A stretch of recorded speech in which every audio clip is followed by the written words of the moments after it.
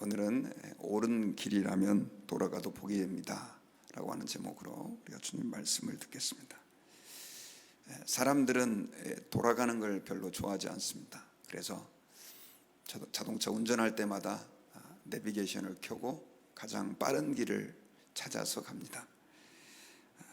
길이 막히는 길을 피해서 또 좀 약간 느리게 가는 길들을 다 우회해서 최대한 빨리 가려고 하는 것이 우리의 보통 사람들의 마음입니다. 그런데 길도 그렇지만 또 우리의 인생도 그렇습니다. 조금 이렇게 우회해서 돌아가는 것보다는 기왕이면 좀 빨리 성공하고 싶고 또 빨리 내가 원하는 것을 이루고 싶어 하는 것이 사람들의 마음입니다. 그런데 빨리 이렇게 성공하려고 하고 또 빨리 승진하려고 하고 또 빨리 뭔가를 이루려고 하다 보면 그때 꼭 우리의 마음속에 개입이 되는 게 뭐냐면 편법과 불법입니다.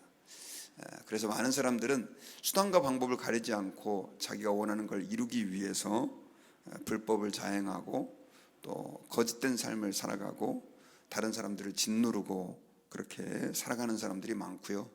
또 세상에는 그런 사람들이 득세하는 것처럼 보일 때가 있습니다. 그런데 여러분, 오늘 우리가 계속해서 다윗을 보고 있는데 다윗을 보면 꼭 그렇게 빠른 길을 가는 것 그리고 옳은 길을 가는 것, 빠른 길을 가는 것 급하게 하는 것이 꼭 옳은 것만은 아니라는 사실을 발견하게 됩니다. 오늘 본문에 이제 다윗이 드디어 이스라엘 전체의 왕으로 등극하는 장면이 기록되어 있는데 참 길고 더딘 시간이었지만 하나님은 다윗을 이스라엘 전체의 왕으로 평화롭게 세워주시는 내용을 볼 수가 있습니다. 오늘 이제 본문을 좀 디테일하게 보면 자세하게 살펴보면 이 다윗이 어떻게 왕이 되는가, 이스라엘 전체의 왕이 되는가가 기록이 되어 있는데 그 내용이 보면 참 기가 막힙니다. 왜냐하면 다윗이 이스보셋이 죽고 나서 이제 이스라엘 전체를 우리가 통일하자 해서 군사를 일으켜서 전쟁을 일으켜서 왕으로 등극한 게 아니라 여전히 그는 유다의 그 왕으로 그대로 기다리고 있었을 때 이스라엘의 모든 지파들이 다 헤브론으로 모여 나오게 됩니다. 그러면서 왕의 신하가 되고 또 그들의 백성이 되기로 자원해서 그렇게 나오게 되죠. 어떤 학자들에 의하면 이때 수십만 명의 사람들이 다윗에게로 몰려왔을 것이라고 봅니다. 그리고 나중에 이제 이 장로들이 그 이스라엘을 대표하는 11지파를 대표하는 장로들이 이 다윗에게 찾아가 가지고 공식적으로 그에게 왕권을 이제 우리의 왕이 되어달라고 하면서 왕권을 이양하면서 평화롭게 왕이 되는 내용이 기록되어 있어요. 여기 3절에 보면 이에 이스라엘 모든 장로가 헤브론에 이르러 왕에게 나오매 다윗 왕이 헤브론에서 여호와 앞에 그들과 언약을 맺음에 그들이 다윗에게 기름을 부어 이스라엘 왕으로 삼으니라. 그래서 다윗 왕은 기름 부음을 3번이나 받았습니다. 사무엘에게 기름 부음을 받았고요. 그다음에 유다의 그 왕으로 유다 지파의 왕으로 기름을 부음 받았고 오늘 본문에 보면 이스라엘 전체의 왕으로 기름 부음을 3번이나 받게 되는 아주 독특한 삶을 살았죠. 어쨌든 다윗은 드디어 이제 이스라엘 전체의 왕이 됐습니다. 앞으로도 가야 할 길이 험하고 멀지만 그의 돌아온 인생을 보면 얼마나 힘들고 말 그대로 어려운 역경의 과정이었는지 모릅니다. 사무엘이 다윗에게 기름 부은 그 시점부터 시작해서 지금 왕이 되기까지 걸린 시간은 22년이 걸렸습니다. 그러니 얼마나 긴 시간인지를 우리는 알 수가 있죠. 오늘 성경에 보면 다윗이 나이가 30세에 유다의 왕이 되어서 7년 6개월 동안 다스렸고 그 뒤에 이제 37살이죠. 37세가 되었을 때 온 이스라엘의 왕이 된 그런 내용들을 기록하고 있습니다. 오늘날 나이로 따져보면 30세 그리고 37세 그러면 아직도 어린 나이라고 말할 수 있지만 당시 평균 수명이 그렇게 길지 않을 때 따지면 이때는 굉장히 늦은 나이라고도 볼 수 있죠. 그럼에도 불구하고 하나님은 늦지막히 결국 다윗에게 은혜를 베풀어 주셔서 이스라엘 전체의 왕이 될 수 있도록 해 주셨던 것을 알 수가 있습니다. 이 과정을 우리가 살펴볼 때 얼마만큼 다윗이 사실 미련스럽게 왕이 됐는지를 우리는 알 수 있습니다. 그 전에 특별히 이 요압이 다윗과 함께 그렇게 피하여 도망 다닐 때 동굴에 숨어든 사울을 죽일 수 있는 기회가 있었고, 또 잠자고 있는 사울을 죽일 수 있는 기회가 2번이나 있었음에도 불구하고 다윗은 그때 사울을 죽이고 자기가 왕이 되는 방법보다는 그냥 돌아가는 길을 선택했습니다. 하나님이 기름 부어 세웠다 그래가지고 그를 손대지 않죠. 그리고 나중에 하나님의 뜻에 모든 걸 맡겨버리고 그를 살려둡니다. 그렇게 해서 2번이나 살려줬죠. 나중에 아브넬이 죽었을 때도 말 그대로 이제 이스라엘을 좌지우지하던 그런 군대 사령관이 죽었으니까 가서 점령해서 이스라엘을 통일해도 되는데도 불구하고 그는 여전히 기다렸습니다. 그랬더니 나중에는 이제 레갑과 바하나가 이스보셋을 갖다가 암살해서 죽여서 목을 가져왔을 때 다윗은 기름 부음 받은 자를 죽였다고 그래가지고 오히려 그들을 처단하는 그런 과정을 보면 정말로 한마디로 미련스러울 정도로 우직한 사람이다라고 할 수 있습니다. 그럼에도 불구하고 다윗은 말 그대로 빨리 가는 길보다는 하나님께서 정말 자기를 택하셨다면 나를 이스라엘의 전체의 왕으로 하나님이 이끌으셔서 세우실 것이라고 하는 그런 확신을 가지고 있었던 것을 알 수 있습니다. 그런데 이런 다윗의 기다림이 오히려 이스라엘 전체를 말 그대로 하나씩 한 단계씩 마치 벽돌을 쌓아 올려서 건축을 하는 것처럼 그렇게 이스라엘 백성들의 흩어진 마음들을 하나로 모으는 과정이었다는 것이죠. 그래서 다윗이 말 그대로 사울의 아들이 아닌 상태에서 완전히 왕조가 바뀌는 거지 않습니까? 우리나라로 말하면 고려 시대에서 조선 시대로 바뀌는 것처럼, 또 삼국 시대에서 고려 시대로 바뀌는 것처럼 이렇게 바뀌는 과정이다 보니까 얼마만큼 많은 피가 흘려야 했는지 몰라요. 그런데도 불구하고 다윗은 큰 전쟁 없이 그래도 평화롭게 이스라엘 전체의 왕이 됐고, 또 많은 사람들이 다윗을 신뢰하는 그런 단계가 된 것은 바로 이런 과정들이 있었기 때문이다라고 하는 것입니다. 다윗이 그걸 의도하고 한 것은 아니었지만 하나님의 방법대로 가니까 비록 그것이 돌아가는 길이었지만 이스라엘 나라가 전체가 하나가 되어서 통일될 수 있는 기회가 되었다는 것입니다. 나중에 여러분 다윗의 아들 솔로몬의 아들이 르호보암인데, 르호보암이 솔로몬이 죽고 나서 왕이 된 후에 그가 잠깐 실수하고 판단을 잘못하는 바람에 원로들의 이야기를 듣지 않고 젊은이들의 이야기를 들어가지고 백성들에게 더 노역을 강하게 시키고, 그러니까 평화로운 지도자 또 사랑의 지도자보다는 강력한 권력의 지도자로 그렇게 등극하려고 했을 때 나머지 이스라엘의 그 11지파가 다 반대함으로 인해 가지고 결국 다시 나라가 둘레 쪼개진 걸 보면 얼마만큼 이스라엘이 쉽게 쪼개질 수 있는 나라인가라고 하는 것을 우리는 추정해 볼 수 있습니다. 그러니 이 다윗이 사울 왕조 40년 동안 사울의 통치를 받던 사람들을 유다와 통일해서 전체의 왕이 된다라고 하는 것은 거의 불가능에 가까운 일이었다는 사실을 우리가 이해하고, 하나님께서 어떻든 정도를 가려고 하는 그 다윗, 비록 돌아가는 길이었지만 그 가운데서 엄청난 하나님께서 은혜로 역사하셔서 통일 이스라엘의 왕이 되게 하셨다는 사실을 우리는 기억을 해야 합니다. 그러므로 우리는 이 땅을 살면서 여러분 때로는 신앙생활을 할 때 이렇게 하면 빨리 갈 수 있을 것 같은데, 그게 내게 이득이 될 것 같은데 라고 하는 생각이 들 때가 있죠. 특별히 비즈니스를 하시는 분들, 직장생활을 하시는 분들, 요때 한 번만 요 사람을 확 밟아버리면 내가 훨씬 더 좋은 자리에 올라갈 수 있을 것 같은데 라고 하는 생각이 들 때가 있죠. 비즈니스 하시는 분들 굉장히 치열하지 않습니까? 그런데 우리가 정말 하나님의 섭리를 믿는다면 우리의 삶의 현장에서 또 우리 직장의 현장에서도 하나님 앞에 정말 그것이 주님 앞에 옳은 길인지를 한번 좀 생각해보고, 조금 돌아간다 할지라도 옳은 길을 선택해서 간다면 주님께서는 우리를 오히려 탄탄하게 세워주시고 하나님의 역사를 일으켜 주실 것이라는 사실을 우리가 믿어야 될 것입니다. 성경에는 그렇게 돌아가게 하신 예들이 너무 많아요. 요셉 같은 경우도 보면 그를 축복하시겠다, 그를 높이겠다고 주님이 꿈을 통해서 약속을 해주셨지만 그는 애굽에 종으로 팔려서 결국 보디발의 집에서 좀 약간 성공하는 것 같으니 잘나는 가는 것 같더니 결국 보디발의 아내가 그를 유혹하는데 이 요셉은 빨리 성공하는 길을 거절하고 돌아가는 길을 선택하죠.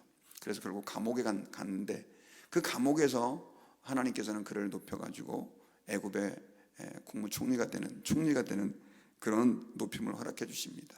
그때가 이제 요셉의 나이가 30세인데 참 이스라엘 백성들에게 있어서 공식적으로 활동할 수 있는 나이, 레위 지파가 공식적으로 일할 수 있는 나이는 30세였거든요. 하나님께서는 그 과정을 고난과 어려움과 역경으로 그들의 삶에 허락해 주셨지만 결국 그들을 높여 주셔서 하나님께서는 이스라엘 족속들을 구원하시고 하나님의 영광을 나타내는 도구로 쓰셨던 것을 알 수 있습니다. 아브라함도 마찬가지죠. 아브라함도 75세 때 그렇게 약속을 받았지만 100세가 되서야 이삭을 선물로 받은 것을 우리는 압니다. 그러므로 저와 여러분들이 이 땅을 살아갈 때 하나님 앞에서 돌아가는 길도 복된 길이다라고 하는 것을 믿으시고, 때로는 하나님이 우리를 좀 돌아가게 하실 때가 있는데 그때에도 결국 그것이 우리에게는 축복이 된다는 사실을 믿고 그 과정 가운데 우리가 낙심하지 않아야 할 것입니다. 이스라엘 백성들은 애굽에서 나와서 가나안 땅까지 가는데 거기 거리가 우리 한국 킬로미터로 따지면은 보통 한 320km, 이 애굽에서 가나안 땅까지 그렇게 직선으로는 먼 거리가 아닙니다. 가까운 거리예요. 서울에서 부산까지 거리보다도 가까운 거리니까요. 그리고 마일로는 한 200km, 200마일.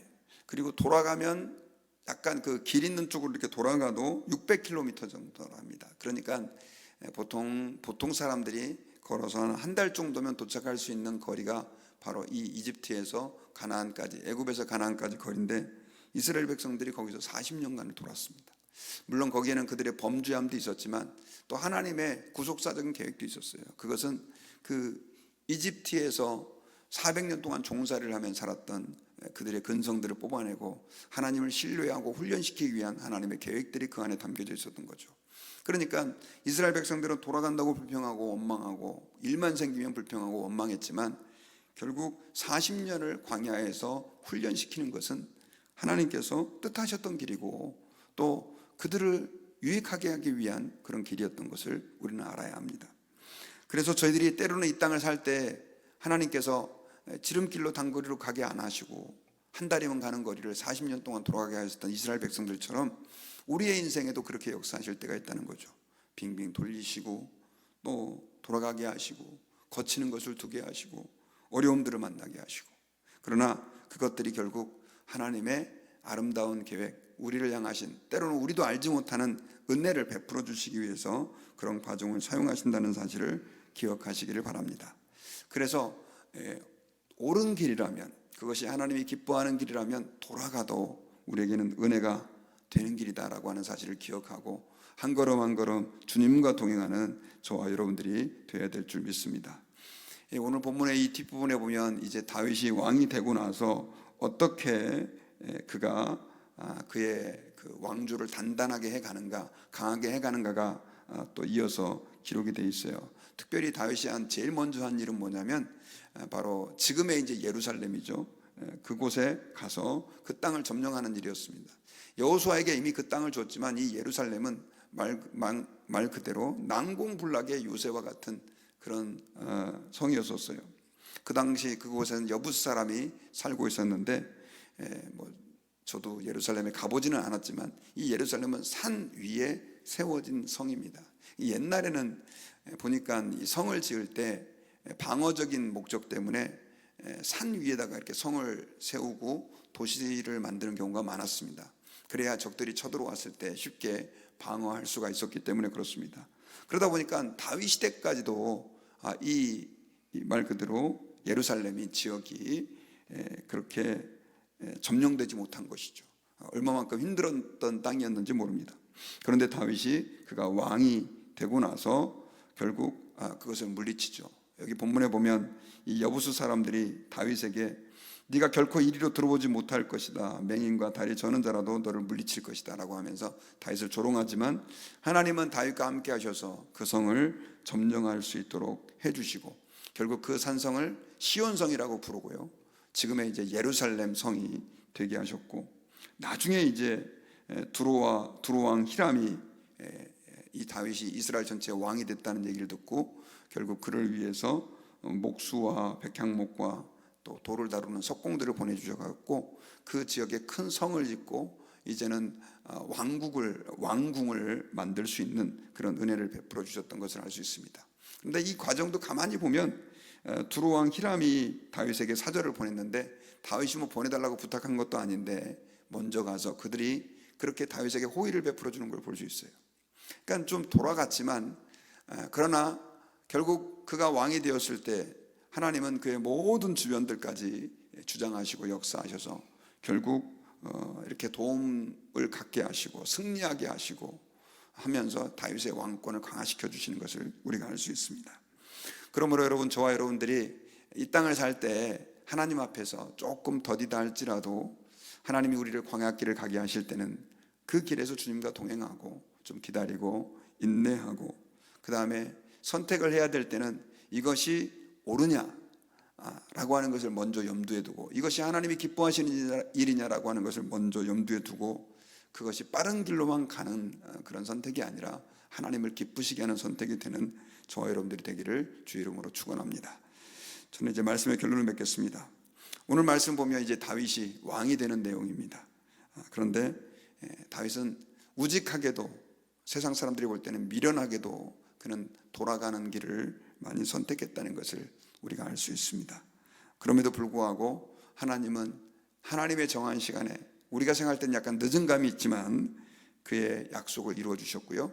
그리고 다윗을 이스라엘 전체의 왕으로 아주 평강 가운데 큰 전쟁도 없이 그렇게 왕이 되게 해주셨던 것을 우리는 오늘 본문을 통해서 봅니다.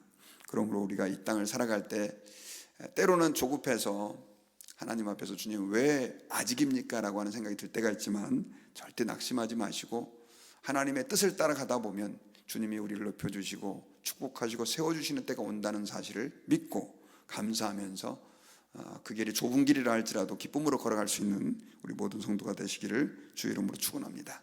기도하겠습니다. 하나님 아버지 감사합니다. 오늘 말씀을 통해서 우리가 왜 하나님 앞에서 올바르게 하나님이 기뻐하는 일을 선택하는 것이 중요한지를 다윗을 통해서 알게 해주시면 감사합니다. 저희는 때로는 마음이 급해서 빠른 길, 또 우리에게 이익이 되는 길을 선택하고 싶어하는 마음들이 있습니다.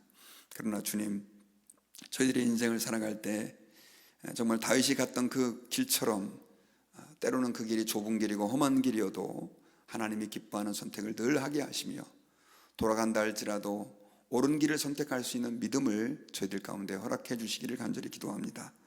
우리의 길을 아시고 우리를 높여주실 그 주님을 바라면서 인내할 수 있도록 저희들에게 도와주시고 은혜를 베풀어 주시고 저희들의 걸음을 인도해 주시기를 간절히 기도합니다. 특별히 성도들 가운데 하나님, 주님 기뻐하시는 그 길을 선택하기 위해 때로는 어렵고 힘든 길을 걸어가고 있는 주의 백성들이 있습니다. 빨리 갈 수 있는 길이지만 일부러 믿음 때문에 돌아가고 있는 하나님의 백성들이 있습니다. 그들을 긍휼히 여겨주시고 하나님 주의 손으로 만져주시고 하나님 그 걸음 끝에서 정말 주께서 축복해 주실 것을, 은혜 베풀어 주실 것을 기대하며 주님과 동행하는 성도들이 될 수 있게 도와주옵소서. 감사드리며 예수님의 이름으로 기도하옵나이다. 아멘.